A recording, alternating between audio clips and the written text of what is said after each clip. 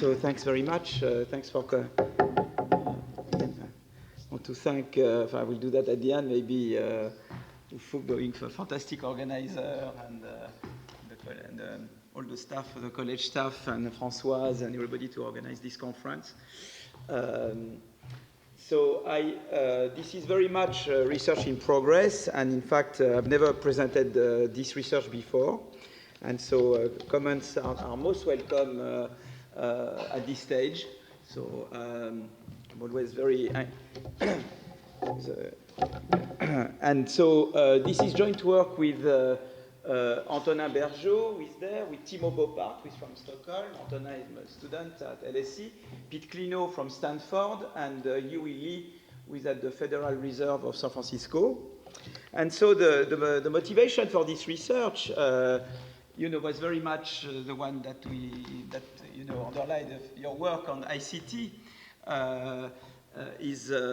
You have this big debate on secular stagnation, and with, in particular, Gordon saying that all the big inventions have been done, and that the days of high growth are gone, and some people go as far as saying that growth is a parenthesis that started in the beginning of 19th century and will end soon. So one approach is to one argument that was developed earlier in the afternoon is to say, well, ICT, there is something special with ICT that has been underappreciated by Gordon and others. And another line that we pursue, which is to say, well, in this debate, there is the debate of measurement of productivity growth. Is that to which extent productivity growth has or has not been properly measured, and to which extent does it really reflect innovation? And one picture, I don't have the picture here, but if you see the flow of patents over the past 30 years, we had a picture like that in joint work with Ufuk and Richard Blandel and Antonin, showing that you had an acceleration in the flow of patents over the past 30 years. You had a lot of innovative activities, and always there is this view, why isn't it fully reflected in a measure of TFP growth? Okay, so that also links to the solo quote. We see computers, but not in the statistics. So it's this measurement problem. So the idea we want to push here is a very simple idea. And so in a sense, it's a very simple, maybe you find it too simplistic paper, is that creative destruction, which I don't need to convince this audience that we believe here maybe that it's a key source of economic growth in principles. The big question is that, is creative destruction properly taken into account in measured productivity growth? And in this paper, we argue that creative destruction is not properly taken into account by current measures of TFP growth, and the main argument is based on the following: creative destruction is typically a new product that replaces a new entrant with a new product that replaces an existing activity. Usually, when you look at quality-adjusted price of goods, which are usually the usual way to measure, to capture productivity growth, you compare the quality-adjusted price yesterday and the quality-adjusted price today. But the problem is you cannot do that when there was nothing yesterday. You see what I mean? That's the problem. So it's very, very stupid how you do. And what typically statistical office, and we believe the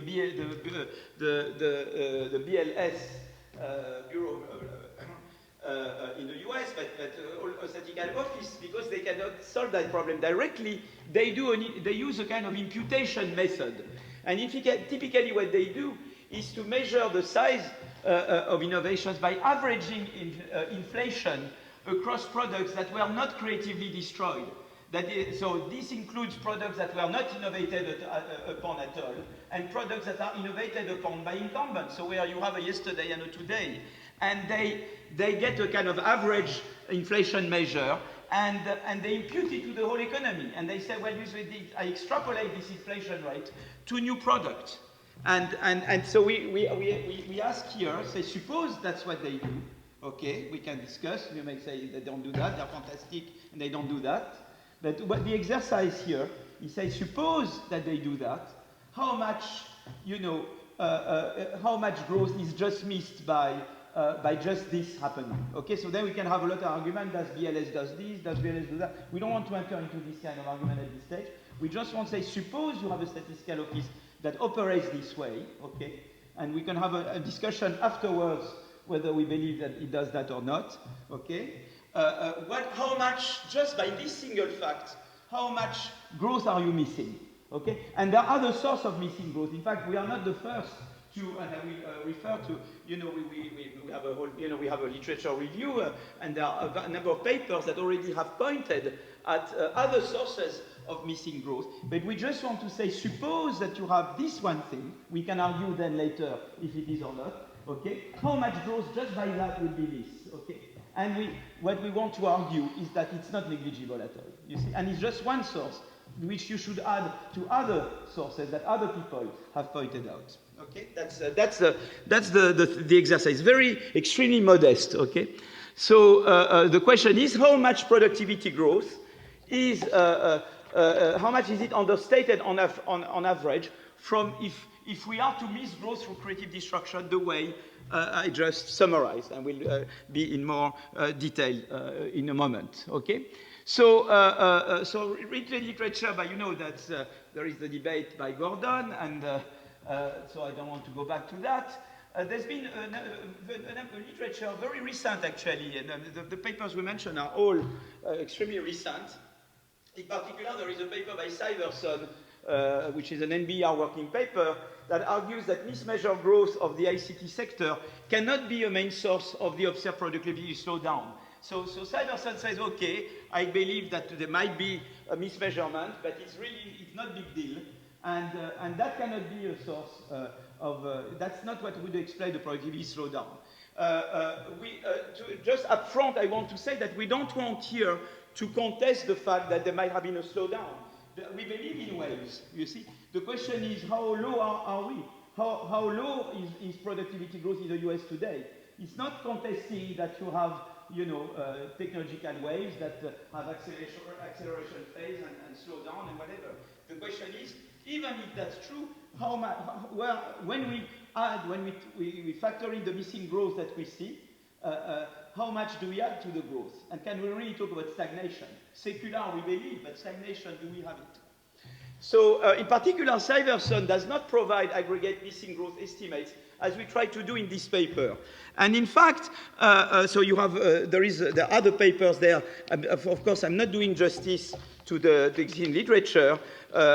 You have papers by Beals and Klino, Beals, Broda, Weinstein, particularly, following in particular the Boskin Commission in 1996. And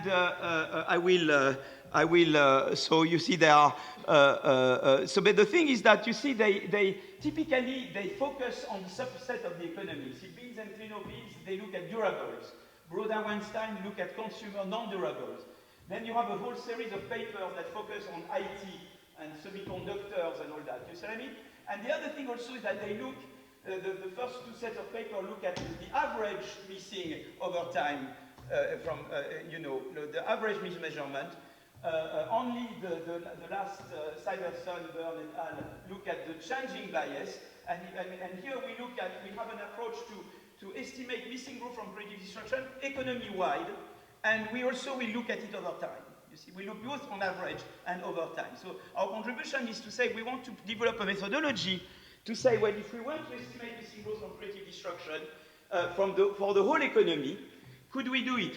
And that's how we want to contribute. You see, whereas everybody else, they've looked at particular sectors and they didn't really have a methodology to look at economy-wide. And that's the main contribution here. The main contribution is to say we have a model, we use a Schumpeterian model, and with this Schumpeterian model we have a formula, or formulas for missing growth, and we believe that we can use these formulas to provide estimates for missing growth from the particular source we are interested in. So the main contribution is that we provide a methodology to compute missing growth for the whole economy, and also our theory allows us to relate missing growth to various kinds of innovation, creative destruction, incumbent improvement, and others, and to parameters like size and frequency of innovation. So we could do comparative statics on the determinants of missing growth. In fact, when we started to do this paper, we started to do regressions I will not show here, where we started to regress TFP growth on patenting and for high creative destruction sector or low creative destruction sector. And we could relate the discrepancy between the two, the extent to which one is positively correlated with the other, to things like arrival rate, size of innovation, things like that. And, but that's where we try to go.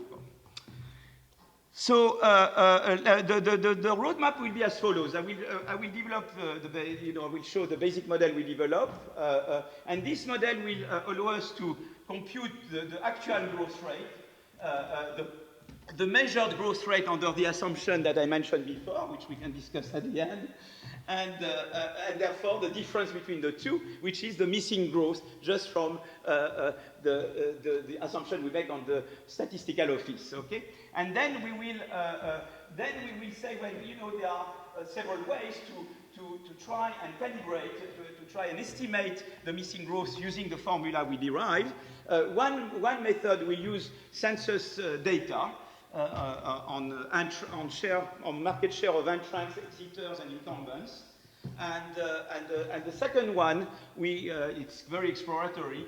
We try to say that we could use patent data. We have a very first cut at that. Of course, in front of UFUC, it's always intimidating now to talk about patents and use patent data, but we want to argue that at least we can have a very first go at it, and we're sure that it can be substantially improved, but it's a first cut, and we want just to illustrate that we can start to do something. Now, we are not claiming at all that we have already got the best estimates using patent data. So this is the roadmap, and without further ado, I will present the model. So we have a kind of very Schumpeterian model of kind that everybody knows in this room.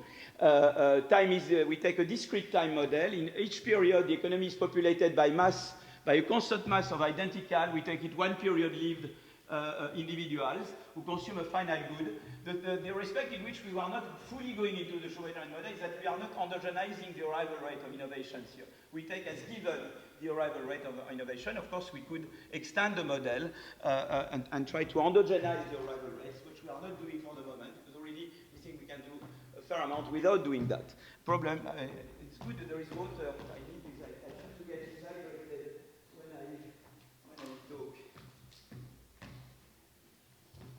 So you have a final good technology, you have a final good, which is produced with a continuum of intermediate inputs. So Y omega denotes the quantity of intermediate input currently used in the production of final good.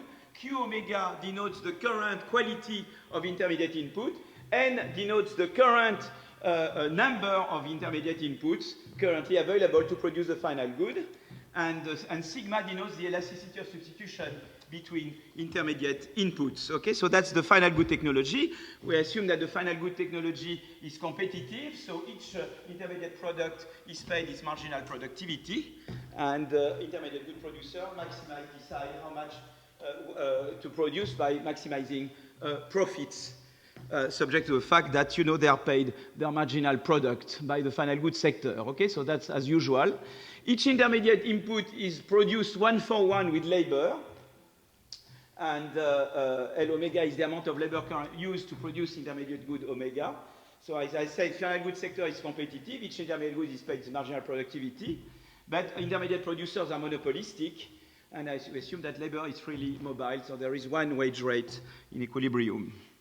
So innovation here, we model it very simply because we don't endogenize innovation here. We just assume that, at any point in time, in any sector, there is an exogenous probability of a new entrant replacing the incumbent firm, and we call that creative destruction. And we call gamma D the step size of the innovation. It's by how much better the new entrant is compared to the existing firm. But we also allow for incumbents to improve upon their current technology. So we assume that for surviving incumbents, for incumbents that have not been subject to critical destruction, they have a probability lambda I to improve upon their own product, and they improve by factor gamma I. Okay? So those are parameters that play an important role. And we allow, although it will not play a big role, in fact, in our the pattern calibration, that for the moment we allow for it.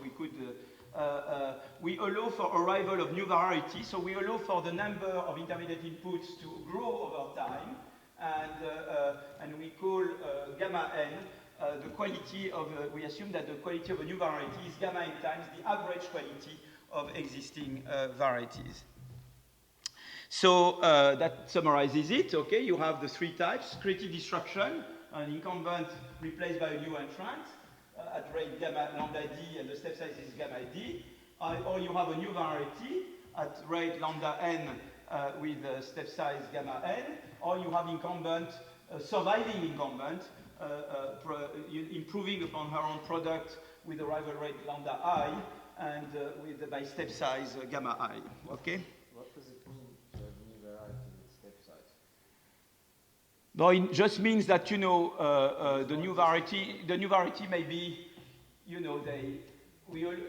maybe allow for variety, but of a quality that can be higher or lower than existing qualities, average quality. So you're drawing from a distribution, basically. Yeah, exactly. That's what we mean. Voilà, that's right. It won't play a big role in what follows. I mean, so that's it. I mean, we try. We don't want to make particular assumptions at this stage. So let us get to the main part of the thing. So what will be important is the inflation, the measure versus actual inflation rate. So we will denote by capital P the aggregate price index, and we will make the assumption that the aggregate nominal final output, which is P times Y, or equivalently the aggregate expenditure on the final good, is correctly measured. So in that case, the missing growth is entirely due to mismeasuring inflation. So you don't know, in fact, if you are really measuring quality improvements or if you are mismeasuring the price increase. Okay, so in fact here I will be more specific to what I call, the measured inflation and the actual inflation. But if you make the assumption that that the growth in that ET plus 1 over ET is correctly measured, just by immediately the missing growth, which is the difference between the log of YT plus 1 over YT and the log of the measured YT plus 1 over YT, will just be equal to the log of the measured inflation rate minus the log of the actual inflation rate. So now the whole thing is to derive expressions for the measured versus the actual inflation rates. That's all, and to that's. You see, you want to understand what is attributed to quality. You want to see if something reflects. You see what I mean?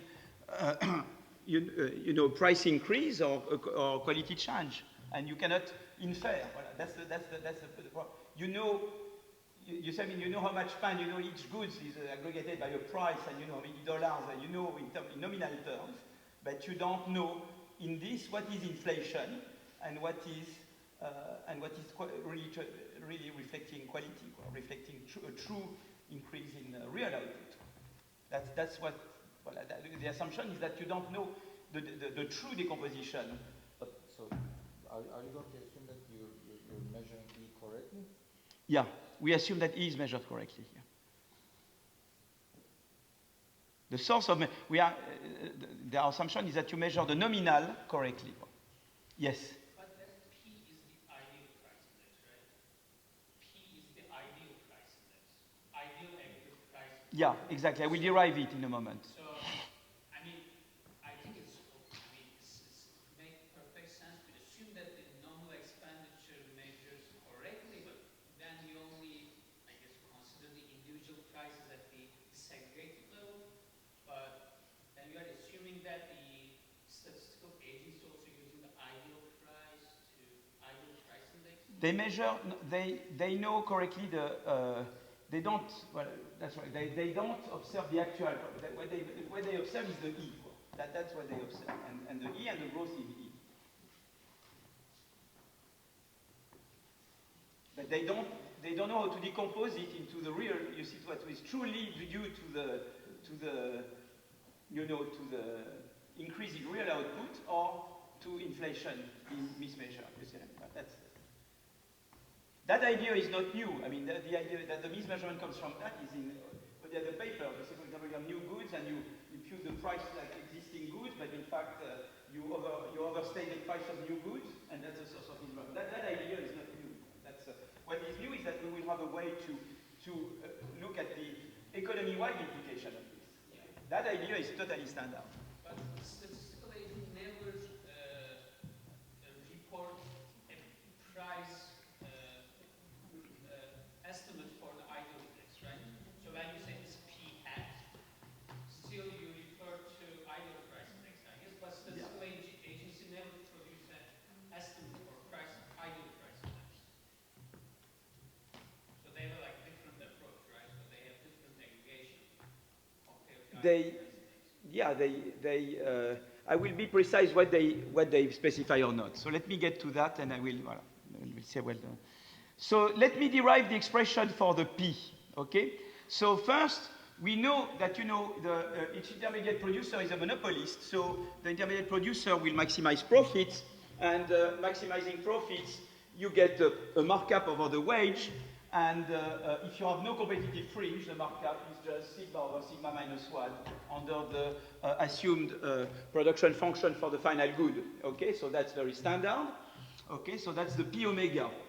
And from the P omega, you can derive the expression for the aggregate price index. And I don't want to enter into a big thing to prove this proposition, such a final goods sector maximizes Y subject to the expenditure being equal to the integral of P omega Y omega. You get first order conditions, okay? You solve, you integrate over the first order condition for each omega. And so what you get is you derive the expression for Y omega, and from the expression you have from Y omega, you multiply by P omega, you integrate over omega, you use the fact that the integral is E, the E cancels out, and you get this expression for capital P. And using the fact that P omega is mu W, you get this very simple expression for the aggregate price index as a function of the Q omegas. Okay, so that's a very nice and handy expression. And once you have that, that gives you PT plus 1 over PT, because PT plus 1 over PT, but you know what it will be. You know that P is just mu W, the integral between 0 and n of Q omega to the sigma minus 1. Okay? So what you do is that you do that for PT and PT plus 1, and then you get this ratio. That's very simple. You use the fact that this is just 1 plus lambda n gamma n to the sigma minus 1 integral between 0 and nt.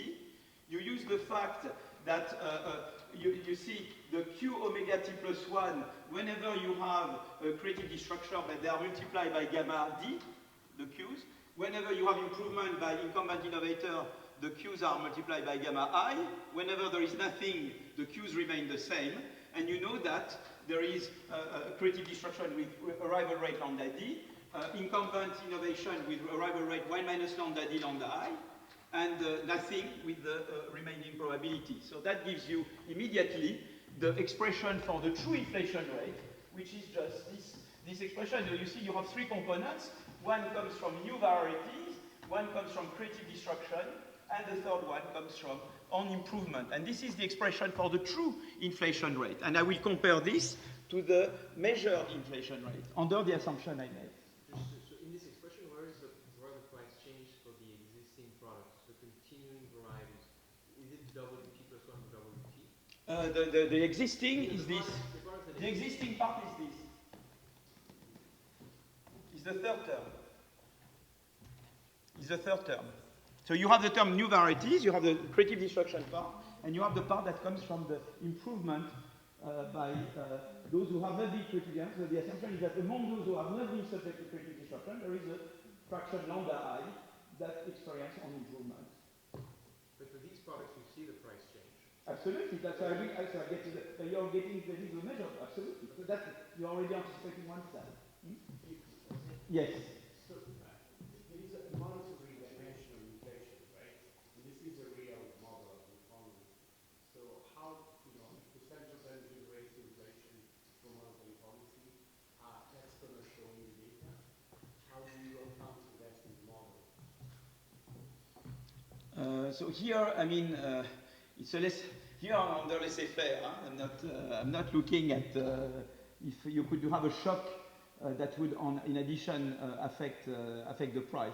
So here we are not taking that into account. So just suppose that you have a laissez-faire and just you have this problem of mismeasurement, how much you're missing. I'm not on top of that. It would be interesting to say what happens if you have a shock monetary policy that will have a direct effect on the price. Yeah. I don't know if Thibault, you have anything to say on this. You're looking at the data. Sorry? You're looking at the data, so it's because the data you always have. I think if it's completely passed through, then it would immediately show up in the W. So just wait the wage. go up and Because we assume that the wage is also. But it's not interesting for us because we going to claim that the statistical office is observing the wage. Exactly. We observe that they observe. The wage. So They observe all the E and the wage. Voilà.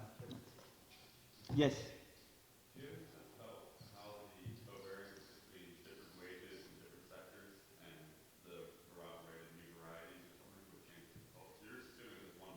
Yeah, here we assume that labor is totally mobile across sectors. There is only one wage. Do you have any sense as to whether allowing different wages for new incumbents or new varieties, something like that? Would introduce another source of mismeasurement. That could well be. Here we are extremely innovative. Let's suppose we are extremely, apart from this thing, we see that everything from market clear and everything is frictionless.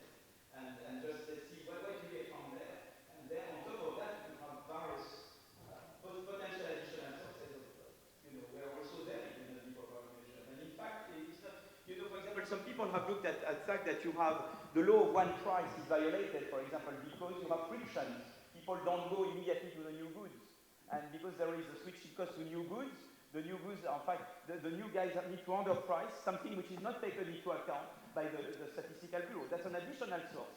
So there have been people like the one I mentioned, Byrne et al., who look at friction as an additional source of potential mismeasurement. So I gather, following the same logic, that you could, on top of what we do here, but here we just abstract. We want to go for minimalist, let's assume all those away, and already we get something which is substantial. But we believe deep down that there are all these other sources, they are there, that add to what we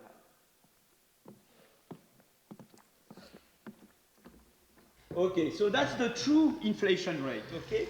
So now you look, what about the measured inflation rate? And what we assume is that the statistical office, alors here, there is a note missing, you see, that's what was late in the evening yesterday. That's not factoring the contribution of RT expansion to growth. There is a huge note that should be in the first sentence, obviously.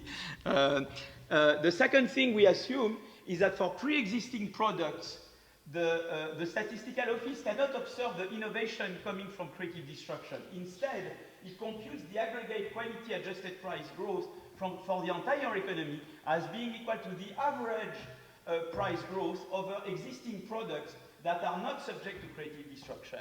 You see, so I will be more formal in a moment. In fact, letting lambda I hat and gamma I hat denote the measured frequency and size of incumbent quality improving innovations, measured inflation rate would be this. You see, you would ignore the lambda D. You do as if lambda D doesn't exist, you see what I mean? And you would just get this measured expression. Alors, there's been papers that have made a big deal out of the lambda hat I not being lambda I and gamma I hat not being gamma I. We are being extremely conservative and say, let's assume that they get it totally right for the newcomers. Okay? Which is, again, the potential source measurement, there are been papers on that. We abstract from it. Okay? We say that they do perfectly well, but the thing they don't do is that they don't know how to take into account creative destruction. So in that case, it's very easy because you have the expression for the true inflation rate. You have now the expression for the measured one, but now where the hats go, the lambda I hat is lambda I, gamma I hat is gamma I. and you look at the difference in logs, and you get this very simple expression for the missing growth. So you have a miss-variety component, and you have the miss-creative destruction component, which is this second term, okay? And that's the expression that we are playing with. You see, I mean, that's the main contribution of the paper, is to say we have an expression for economy-wide missing growth using this methodology. So, for example, what you can do, just as a matter of illustration, is to say, take a special case, you know, make sigma go to 1. I mean, when sigma goes to 1, you get the limit case to the log. Okay, so you have then the log case here. So that gives you this expression for the aggregate price index, and that's just for the purpose of pedagogy, FENI. And you get in that case a very simple expression for the missing growth. So you have the first term is the variety, and then the second term is the creative destruction part. But you see what's nice is that the second term, which is the one we are interested in, where did I put my, you see I lose everything, so I've lost the pointer, but if I had a pointer, I would have used it, and the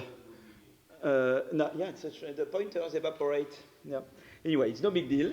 No, we're done with it. No, don't worry about this. Look at the second term. You can decompose it into two terms. So one term in this decomposition, so the creative destruction term can be decomposed as follows. The first term in the decomposition captures the fact that not all incumbents innovate. And the second term captures the step size differential between entrant and measured incumbent innovation.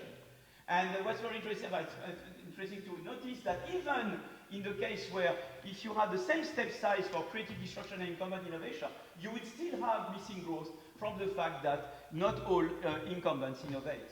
And obviously this expression you can check is the limit of the expression I had in the previous slide when sigma goes to 1, which is exactly what you want. But you see that those are very simple expressions, and they are they speak, they are intuitive.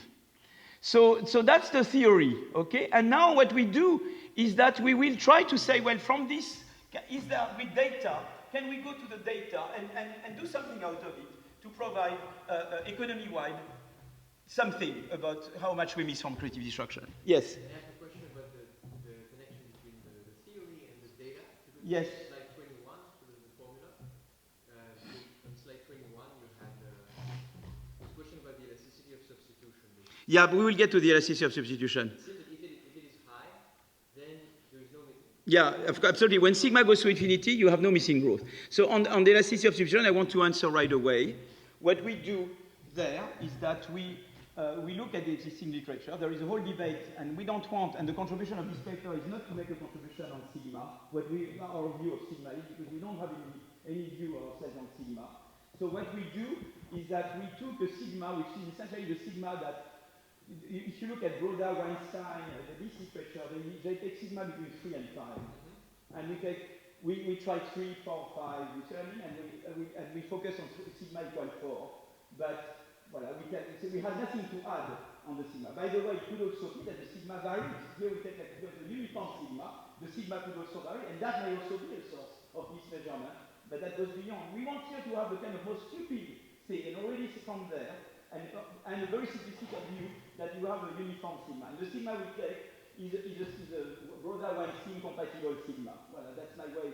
Maybe Timo, you want to add to this, and that's all we do there, because we don't want to have a paper on our view. Personally, I don't have any view on sigma, and it's intimidating in front of you to argue anything on sigma after your presentation this morning. Okay, so what we do here is that we estimate missing growth using the market share of entrant firms, incumbent firms that stay in the market, and exiters. So here, what we do here, that's the limit of this part, and then you say, well, because of that I don't buy it, but it's just here what we do is we try various things. None of them are perfect. All of them are unsatisfactory in some respect, but at least they show a way forward, okay? And so here in that part, we will assume a single variety per establishment, so that creative destruction and brand new variety come from entering establishment. You may not like this assumption, and then in the pattern calibration, we make other assumptions you will not like, okay? But we go with things that are equally unsatisfactory, but they are unsatisfactory in different dimensions, okay? I'm sure it can be improved upon. But it's just to show how we go about it. So let SIT denote the aggregate market share in period T of the set of firms that operate in both periods T-1 and T. We call those continuers at T-1. So a continuer is someone who operates at T-1 and is still around at time T. That's a continuer, okay? There are new entrants at time T, there are exiters between T-1 and T. We are interested in the continuers, okay? And we look at what's interesting is that for continuers, you know the market share that they represent and I will tell you later how we measure the market share in a moment, but there is their market share at time T-1 and their market share at time T, because they are both there at time T-1 and at time T, and they may not have, and they typically will not have the same market share, okay? So then, the nice thing is that you can compute the ratio of SIT over SIT minus 1. You can see that we don't have more light here because the way we do is the following. First, we know that the share, the market share of product omega is the share of spending on product omega is P omega Y omega over E. Okay? But we know what Y omega is. We derived Y omega before. So when you substitute for this Y omega there, you get this expression for the share of intermediate product omega. When you have the share of this intermediate product omega, then you can compute, you see the share of continuers at time T-1 as the aggregation of all those products of their shares. You see what I mean? And you just aggregate among them. And that's their shares at time T-1, and the other one is their share at time T. So what's interesting is that then you can compute the ratio. And the ratio is an interesting object, because the ratio, you see, you can see that the ratio, and that's this part, in pity we cannot have light there. So I can look at the ratio of the continuers at time T over the market share that they represent at time T-1. Use the fact that P omega is mu W, both at time T and at time T-1, and therefore you can re-express this ratio by, in fact, it's W T over PT divided by W T-1 over T-1 times this ratio. But this ratio is very easy because you have, those are the continuers. So among the continuers, there are the incumbents who do not innovate, and the Q omegas remain the same. That's a fraction 1 minus lambda I. And there are those who innovate, and the Q omega is multiplied by gamma I, but because it's to the sigma minus 1, you get this gamma sigma minus 1. And so at the end of the day, it's a very simple expression that you get for the ratio of market share of continuers at time T over market share at time T-1. But remember that the measure inflation was this. So now you see from there, you know that you perfectly measured, you have the ratio PT over PT minus 1, but of course it's the same for T and T plus 1. So you have the true inflation rate that you get from the upper expression. You have the measured inflation that you get from there. And in fact, that gives you immediately the missing growth. And the beauty of it is that the missing growth is a very simple function of the ratio of the share of the continuers at time T plus 1 over their market share at time T. You see, so you can just you look at continuers, you look at their market share in 2 consecutive periods, and you look at the ratio of that, and it gives you immediately an expression for missing growth. And so you can just use it, and that's what we do. So now the question is how you determine, so 1 second, so I'm done with this. Oops. Okay, so,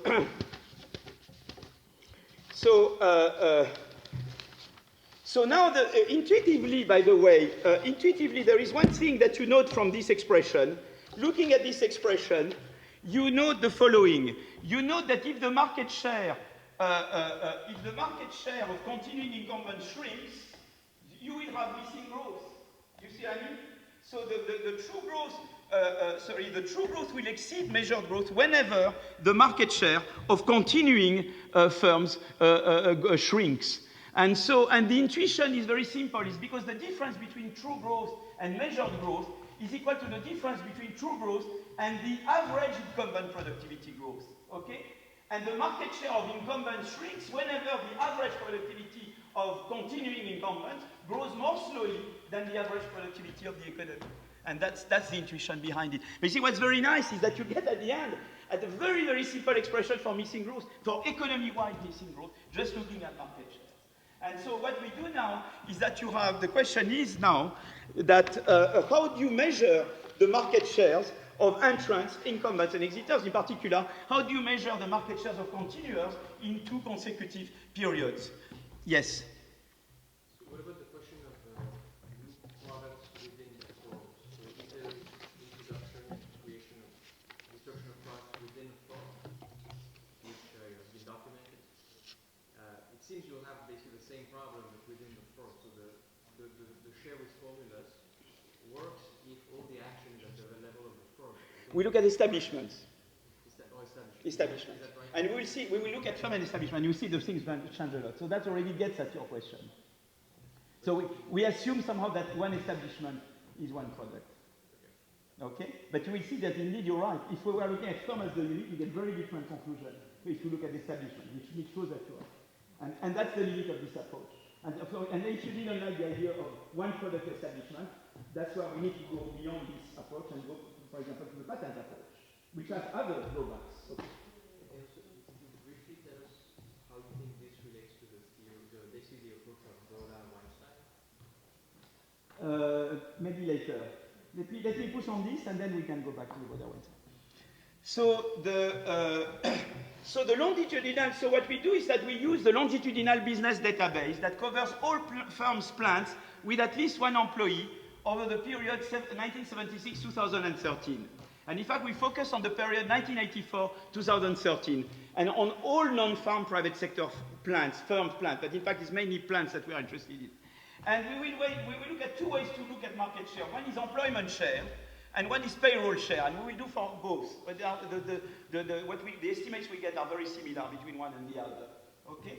And so what we will do is to infer the market share of continuers at T-1 and of continuers at time T from the information we get from the longitudinal business database. And so the question is how you do that. Okay? And now is how we do it. Okay? So now, how is the dirty tricks we play? Okay, so those are the.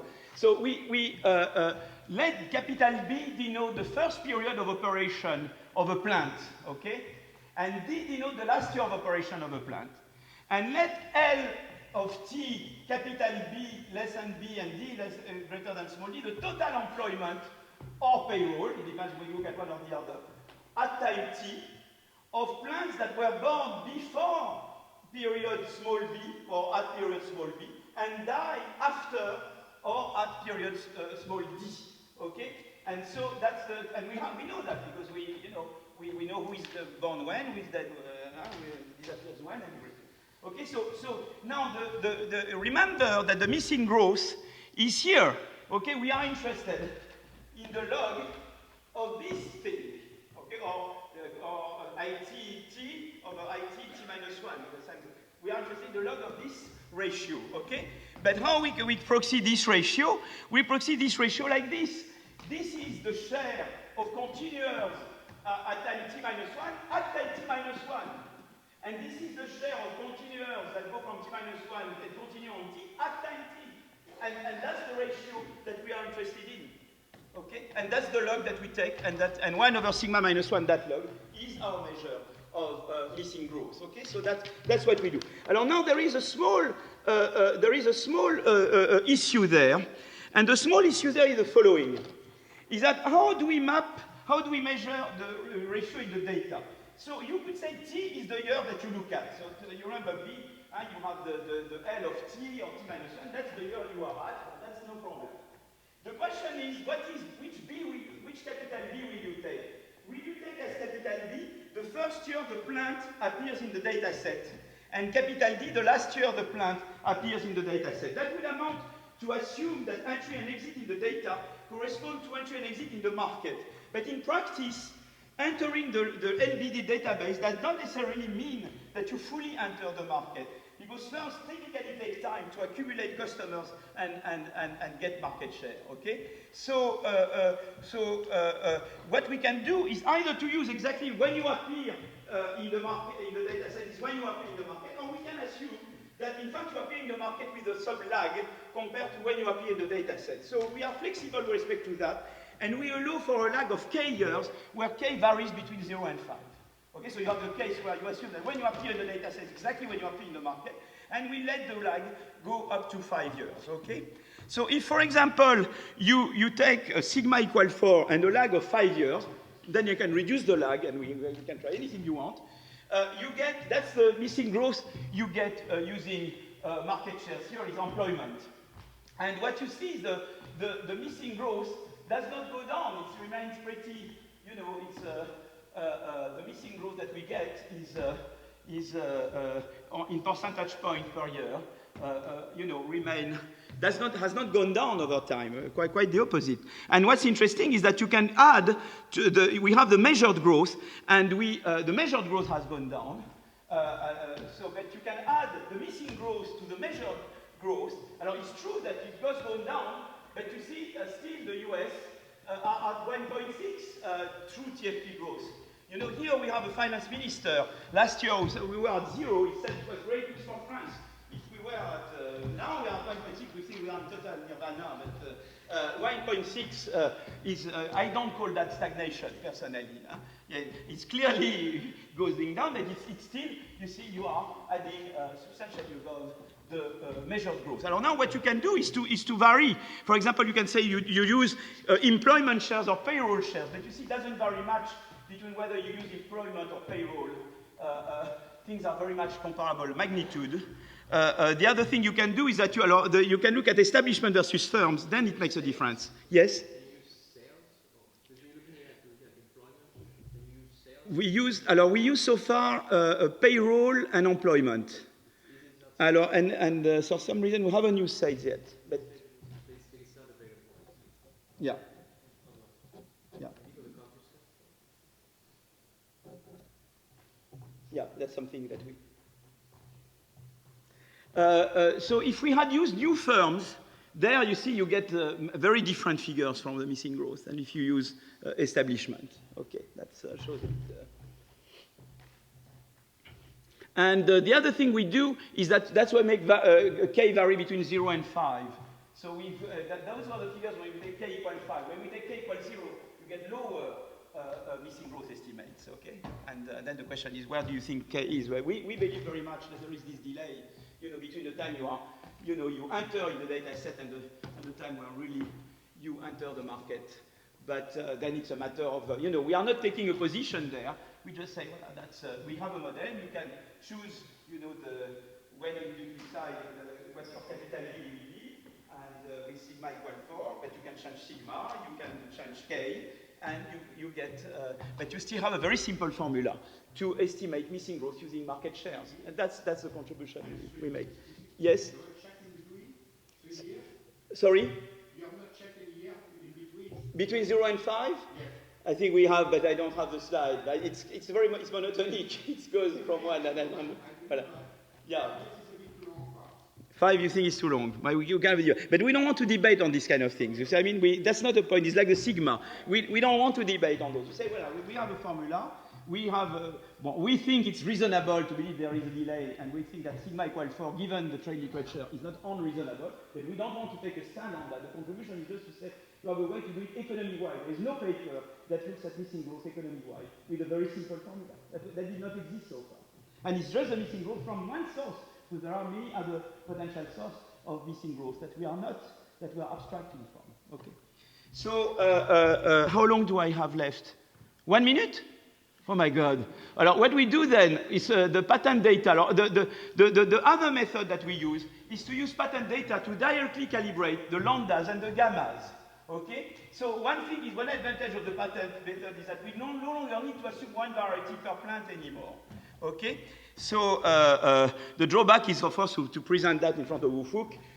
So the first thing we did was to start from Axi Care 2010 because using Census Bureau and patent data, they calibrate a model where incumbents can perform internal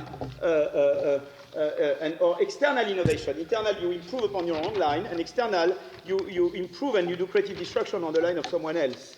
And you have also new entry there. And so the model is not exactly, it's not comparable to us. It's more like a Clété-Cortum type of model, which is not what we have here, but it's very similar. They derive values for the step size of what they call internal and external innovation, okay? And what we do is to use their calibration to map with us. So they have new entry, external by incumbent, internal by incumbent. What we do is to say, your new entry is our creative destruction. Your internal by incumbent are our improvement. And you assume already that the step size of new entry is the same as the step size of external by incumbent. We take that as being the step size of creative destruction, and we assume that your step size of internal by incumbent is our gamma I, okay? And say, just do this. What do you get? And if you do that, if you just do that, you get, and the other thing we do is that we assume no new product creation. We assume lambda n equals 0. You have the other paper with Pierre and Nicolas that makes a good case that it's not, that it's very sensible to abstract from a variety. And so, and if we do that, we get a missing growth, a ratio of missing growth to true growth equal to 0.29. And what's very interesting is that we took the market share approach with the new plants and the sigma equal 0.2 equal 5. We were getting a ratio of 0.25. Which is very similar thing, so very different methods. And you get similar things, not that they go multiplied by 10, or, that's... so we thought that was appealing, okay? One thing there just is that, of course, the relationship, one drawback is that, of course, in your model, you don't have missing growth. So the relationship with the lambda and the gamma does not factor in missing growth. So we said, could we do directly calibration going to patent data, and calibrate our model directly. You see, not using your own estimate. So we did something, and we used patent data to directly estimate missing growth from our model, not going through what you had done. And what we did was this. We said, well, let's take patent database up to 2013, restrict attention to 1980, 2007, and define an entrant patent as an entrant patent if its assignee is first patented less than 3 years before the current patent application, as an incumbent patent if the assignee first patented more than 3 years before, okay? And more generally, you have an entrant index because you may have several assignees for each patent, and you know each of them if they started to innovate long time ago or short time ago, so you get a kind of index for each patent of how much incumbent it is or how much entrant it is. And we made additional assumptions because, you see, we don't, the problem is that one product is not one patent in our data, okay? And so we need to make assumptions to map the patent data to the lambdas and the gammas. And the assumption we made was to assume that the average value of the entrant index is the arrival rate of creative destruction. Then we use a BRDIS survey that tells us that annual share of 10% of firms are reporting product or service innovation per year. And combined with patent data, we get a rough estimate of the total arrival rate of innovation. Third, we assume that the probability of a patent to correspond to creative destruction is equal to its entrant index. And finally, we assume that step size are proportional to citation received by patents within a 5-year windows. And therefore, we can estimate the ratio of the gamma D over gamma I. And so when we do this, and we find, again, what's interesting is that, again, doing this, we find, again, a ratio of missing growth to measured growth of 0.25. You see, I mean, that's, doing these things that we did at the beginning. Of course, you have much more sophisticated methods because you could map patents with firms, which we could not do. And, but just doing this rough exercise, it's interesting, we just got back to a similar, ratio of missing growth to true growth. You see, the disadvantage we do is that you have much more detailed data and a mapping between patents and firms, because of course one product is not one patent. We abstracted from that. The drawback is that you were using a model where you didn't have missing growth factored in. But what's interesting is that at the end, we get to very similar estimates. And so if you have a measured growth of 4.72 which is what Clems believes. You get a 1 percentage point per year missing growth on average, and of course goes down when you, for example, you assume a lower missing measured growth per year. So the conclusion is that in this paper we developed a Schumpeterian growth model with incumbent and entrant innovation to assess the unmeasured TFP growth due to the fact that the statistical office uses the price changes of surviving products to infer the price change of the replaced product. This model generates explicit expression for the missing TFP growth as a function of the frequency and size of incumbent versus entrant innovation. And so we use 2 calibrations. The first one explored microdata for the US Census on employment shares or payroll shares of incumbents, entrants, and exiters. And the second calibration used direct estimates of arrival rates and step size of innovation. And the remarkable thing is that using both approaches, we find that TFP growth is underestimated by an amount equal to roughly 25% just from the assumption we made on the missing creative destruction by the statistical office. Of course, you know, there are many avenues for further research is to look at other sources of missing growth, to go back to the patent data and do the patent part much more in detail, maybe redo exactly what you did in your paper with Kerr, but with a model that factors in missing growth from the start.